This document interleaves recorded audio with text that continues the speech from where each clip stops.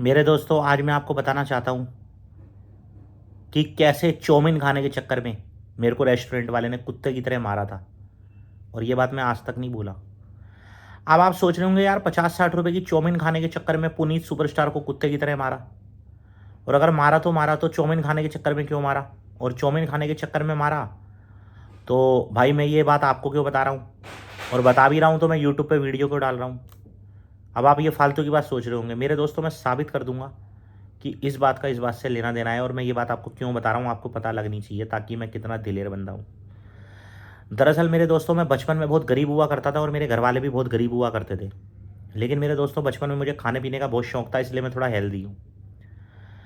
एक दिन क्या हुआ, मैंने 3 साल तक 70 रुपये जमा करे थे। कभी अपनी दादी से 1 रुपये लेता था, कभी अपनी नानी से 1 रुपया लेता था, कभी अपने पापा से 2 रुपये लेता था, कभी 3 रुपये लेता था।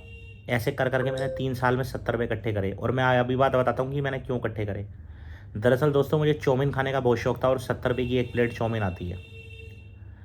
तो अब आप ये सोच रहे होंगे कि भाई 70 रुपये चाउमीन के लिए इकट्ठे करे होंगे तो तूने खा ली होगी। नहीं मेरे दोस्तों, मैंने चाउमीन नहीं खाई, लेकिन चाउमीन वाले ने, रेस्टोरेंट वाले ने मुझे कुत्ते की तरह मारा।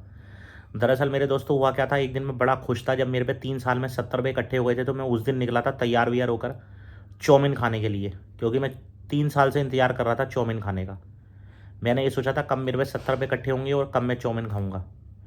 अब मेरे दोस्तों, हुआ क्या, 70 रुपये इकट्ठे करके मैं बाहर निकलने लगा। रास्ते में जैसे ही मैं जाने लगा चाउमीन खाने के लिए, मेरे दोस्तों मेरे साथ एक हादसा हो गया। दरअसल एक कुत्ता बहुत ज़ोर ज़ोर से चिल्ला रहा था, बहुत ज़ोर ज़ोर से चिल्ला रहा था। अब जब वो कुत्ता बहुत ज़ोर ज़ोर से चिल्लाने लगा, मैंने उसको केला खिलाया, थोड़ा चिकन खिलाया, तब भी वो कुत्ता भौंकने से बाज नहीं आया, भौंकता रहा भौंकता रहा। पहले तो मैंने सोचा, यार ये कुत्ता भौंकना बंद क्यों नहीं कर रहा, क्योंकि कुत्ते तभी भौंकते हैं जब उन्हें भूख लगती है। और मैंने तो उसको पूरा खाना खिला दिया था, फिर भी भौंक रहा है। मेरे दोस्तों, बाद में एक बुजुर्ग अंकल ने बताया कि इसकी बेटा तबीयत बहुत ख़राब है, इसका ऑपरेशन होगा, इसको बुखार है, इसको ऑपरेशन होगा। और इसको ऑपरेशन के लिए पैसों की ज़रूरत है। 70 रुपये का इसका ऑपरेशन होगा, 65 रुपये का, तब जाके ये भौंकना बंद करेगा। अब मेरे दोस्तों, मैं फंस गया ये बात सुन के, क्योंकि बचपन में से मैं बहुत दयालु होता था। अब हुआ ये कि मेरे दोस्तों, मेरी तो ज़िंदगी वही थी जो तुम समझ रहे हो। अब जो मेरी जेब में 70 रुपये पड़े थे ना, मैं उसके और ले गया डॉक्टर के पास उस कुत्ते को, और मैंने उसका ऑपरेशन करा दिया उसी 70 रुपये का। और वो 70 रुपये जो मेरे चाउमीन खाने के थे ना, मेरा सपना टूट गया 3 साल का, वो 70 रुपये मैंने उसके कुत्ते के इलाज में लगा दिए। अब मेरे दोस्तों, मैंने कुत्ते को तो ठीक करा दिया, कुत्ता तो खुश हो गया, अपने घर चला गया। लेकिन मेरे दोस्तों, मुझे भी तो अपना सपना पूरा करना था। मेरे दोस्तों, तुरंत गया मैं रेस्टोरेंट वाले के पास, मैंने उससे 70 रुपये की चाउमीन खाई। और खाने के बाद जब उसने मेरे से पैसे मांगे तो मैंने उसको मना कर दिया कि मेरे पे पैसे नहीं है। मैंने उसे पूरी कहानी बताई। अब पूरी कहानी तो मैंने उसको बता दी, लेकिन मेरे दोस्तों, वो रेस्टोरेंट वाला तो मजाक समझने लगा। वो तो मेरे को गालियाँ देने लगा, वो कह रहा तू झूठ बोल रहा है ये वो। और मैं उसकी चाउमीन खा के भगने लगा।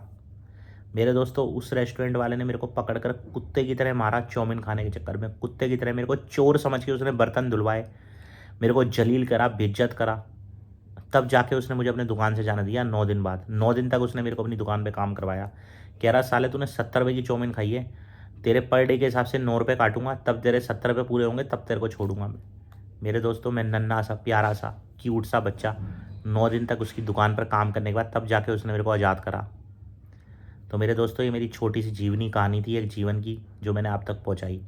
अगर आपको भी मेरी कहानी पसंद आई तो इस वीडियो को शेयर करना अपने दोस्तों को, ताकि उनको भी पता लगे कि पुनीत सुपरस्टार कितना दयालु बंदा है। समझ गए मेरी बात को?